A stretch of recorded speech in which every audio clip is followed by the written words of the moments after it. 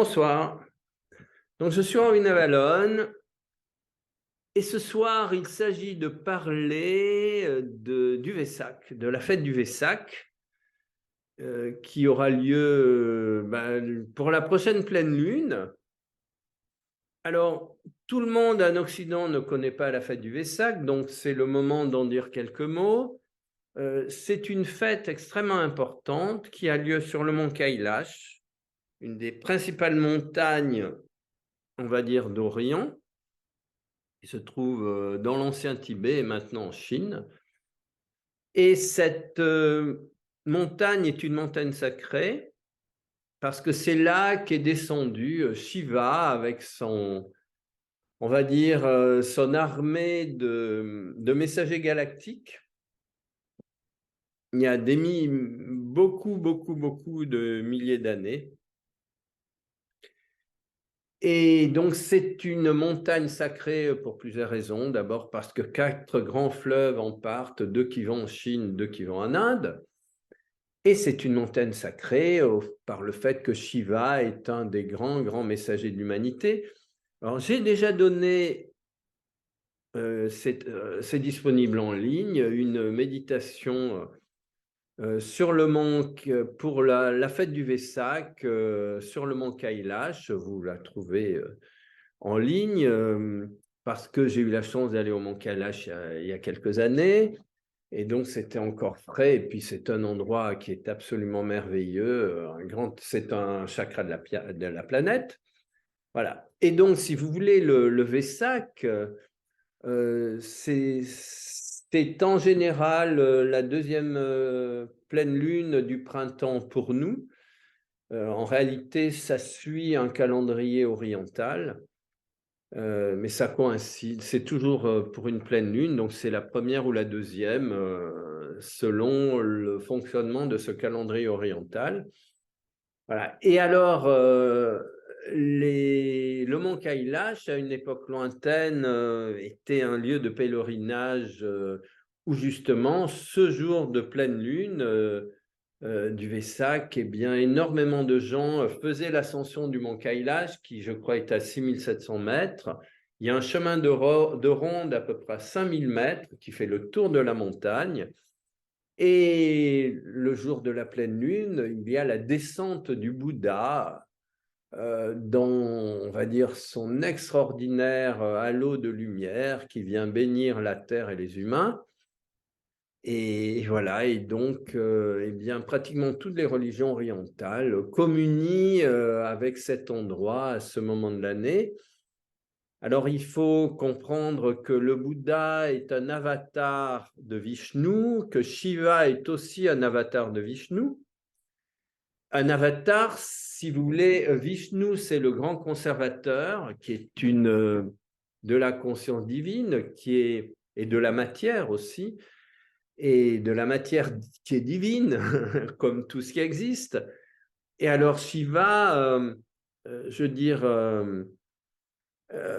Vishnu, à chaque fois que l'humanité est en péril, envoie une partie de lui-même, donc il détache de lui-même une partie qu'il envoie sauver l'humanité en lui donnant des enseignements. Donc vous avez Shiva, qui est ensuite Bouddha, qui est l'avatar suivant de Vishnu. Et puis, le prochain avatar, c'est le Kalki Avatar. Le Kalki Avatar qui, je pense, est présent déjà, parce que le Kalki Avatar, son travail, c'est de nettoyer les écuries d'Ogias sur cette planète, en faisant référence, bien sûr, à un des travaux d'Hercule. Les écuries d'Ogias, quand Hercule les nettoie, ça correspond au signe du Verseau, parce que chacun des 12 travaux d'Hercule est le nettoyage d'un signe astrologique. Donc ça correspond au signe du Verseau. Nous entrons dans le Verseau et le Kalki Avatar, j'ai l'impression qu'il est déjà bien au travail actuellement, parce que qu'est-ce que ça nettoie? Qu'est-ce que ça nettoie? Qu'est-ce que ça nettoie? Et si vous voulez, il faut que la fange soit révélée pour que le lotus puisse naître des, on va dire, le lotus, c'est la transformation de cette fange, de la boue, de tout ce qui est nauséabond en fleurs. Voilà, et donc maintenant, je crois que le moment est venu de se relier au Kalki Avatar et d'utiliser la fête du Vesak pour bien sûr se relier à Shiva, pour se relier au Bouddha, qu'on peut connecter aussi pour les chrétiens avec le Christ, mais je pense que rajouter le Kalki Avatar ne fera pas de mal. Donc voilà, je voudrais terminer cette vidéo en vous invitant à vous projeter sur le mont Kailash, cette montagne extraordinaire, un peu en forme de pyramide, où il est difficile de se rendre actuellement parce que les Chinois ne donnent pas les visas. Et donc, où il n'y a plus ces hordes de pèlerins, donc maintenant, nous sommes invités à nous y rendre psychiquement plutôt que physiquement. Ça tombe bien, c'est plus facile. Et voilà, donc nous nous rendons sur le Vesak, le mont Kailash. Nous nous relions historiquement à Shiva et ses envoyés galactiques qui constituent la race bleue.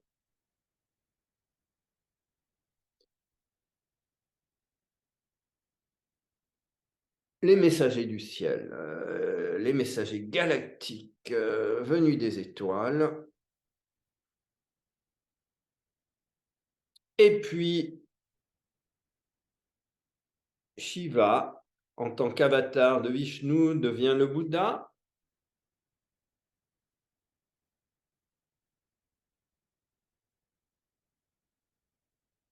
Et le Bouddha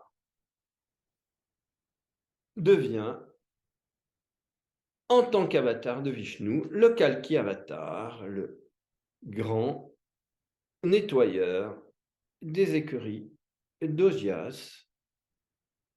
Voilà, et laisse-le déjà.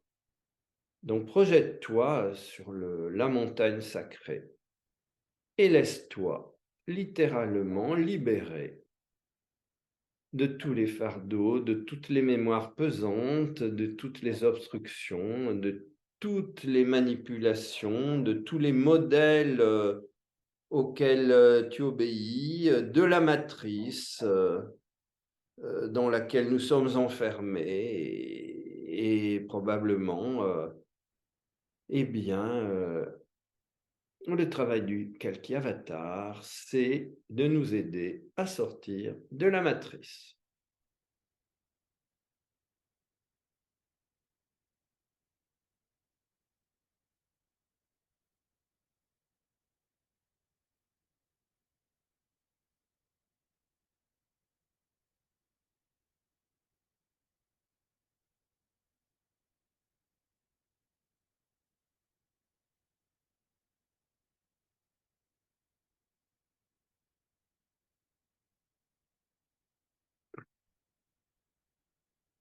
Voilà, expire profondément,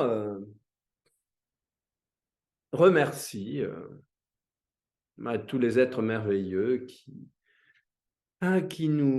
déversent sur nous leur bénédiction. Et puis, expire profondément. Et quand tu le souhaites, ouvre les yeux. Merci infiniment. N'hésite pas à partager ce travail, vraiment à faire des commentaires et à mettre un pouce en l'air. Ça aide beaucoup à la diffusion. Merci infiniment.